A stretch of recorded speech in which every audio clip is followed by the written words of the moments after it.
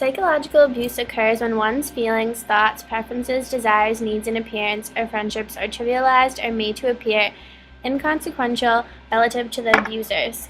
In other words, the abuser constructs the relationship in the world of the victim according to his terms and conditions over that of the abused and for his own gratification, which is often simply control over the abused. Mental and psychological symptoms of trauma include shock, denial, or disbelief, anger, irritability, mood swings, guilt, shame, self-blame, feeling sad or hopeless, confusion, difficulty concentrating, anxiety and fear, withdrawing from others, and feeling disconnected or numb. Physical signs of trauma include insomnia or nightmares, being startled easily, racing heartbeat, aches and pains, fatigue, difficulty concentrating, edginess and agitation, and muscle tension. In a study of 1,000 women 15 years of age or older, 36% had experienced emotional abuse while growing up, 43% had experienced some form of abuse as children or adolescents, 39% reported experience emotional abuse in a relationship in the past 5 years. A report of child abuse is made every 10 seconds. More than 5 children die every day as a result of child abuse. Approximately 80% of children that die from abuse are under the age of 4. In 2008, national stats show that 7% of all child abuse reports were considered emotional or psychological abuse.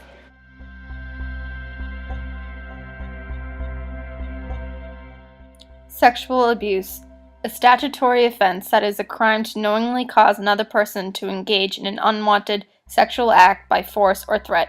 Most states have replaced the common law definition of rape with statutes defining sexual assault.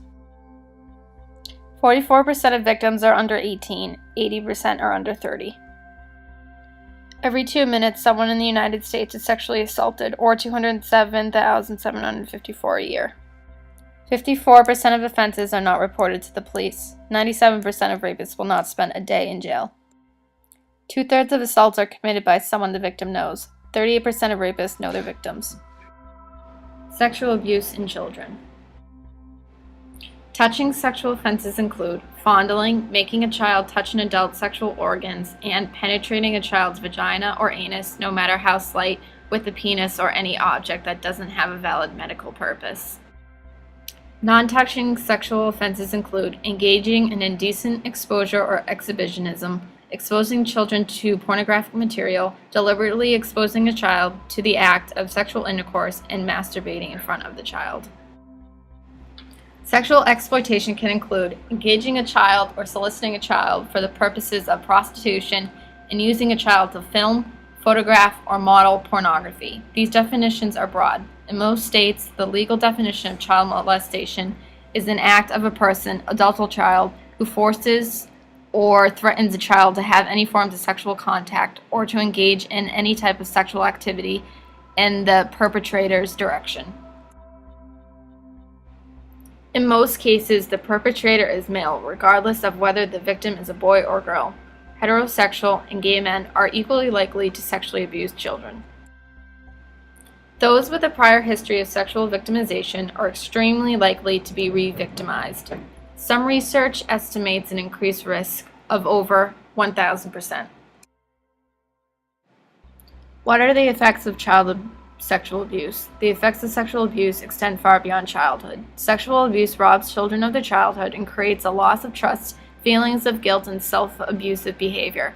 It can lead to antisocial behavior, depression, identity confusion, loss of self-esteem, and other serious emotional problems. It can also lead to difficulty with intimate relationships later in life. The sexual victimization of children is ethically and morally wrong. Child sexual abuse cases can be very difficult to prove, largely because cases where definitive objective evidence exists are the exception rather than the rule. Physical abuse is one or more episodes of aggressive behavior, usually resulting in physical injuries with possible damage to internal organs, sense organs, the central nervous system, or the musculoskeletal system of the other person. Nearly 5.3 million incidents of domestic violence occurs annually among U.S. women ages 18 years and older, with 3.2 million occurring among men. Battered women average 6.9 physical assaults by the same partner in a year. Battered men average 4.4 assaults by the same partner in a year.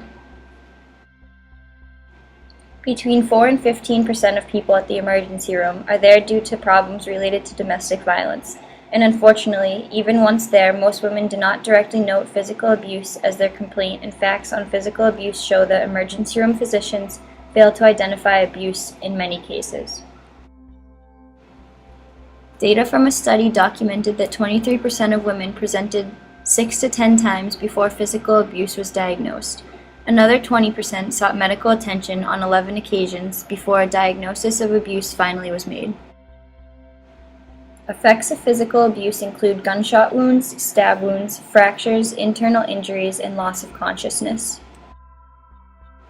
4 women die each day due to domestic violence. 1 out of 3 will be abused at some point in their lives. 75% of violent relationships end in death of the partner trying to leave.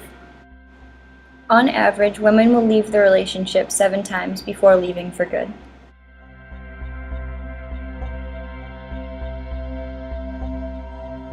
We don't think that human trafficking can happen to a kid that grew up in a home and in a town just like New Albany or Dublin. It's just to show you that I came from a normal family. I had a mom and a dad. I wasn't beaten. I didn't do drugs. I wasn't a runaway. I wasn't promiscuous. I was a good kid. And I grew up in nice houses. My dad was an engineer for General Electric, and he got promoted, and we moved every 2 years like clockwork. So I was always the new kid. I didn't have aunts and uncles and grandparents that were in town that I could talk to.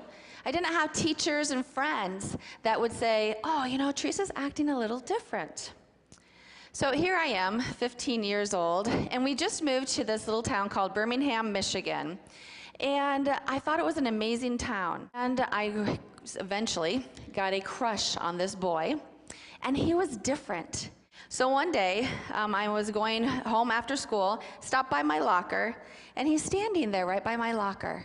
And I thought, And he said, do you want to ride home from school? Now here I am, 15, I have a crush on him, and I'm not allowed to like him. What do you think I said? Heck yeah. I was like, all right, now this is not a date, right? Just so we clarify, this is not a date. He's just taking me home.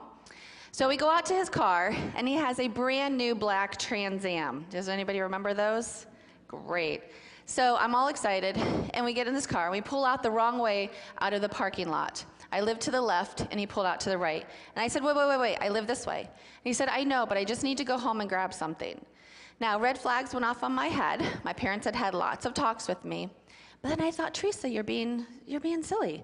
You know him. You go to church with him. I thought everything would be okay.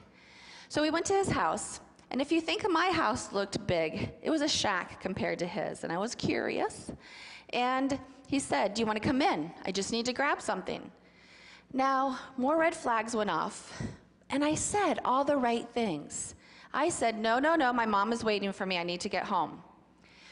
But he turned to me. And he said 3 words. It only took 3 words. He said, I like you. That's all it took.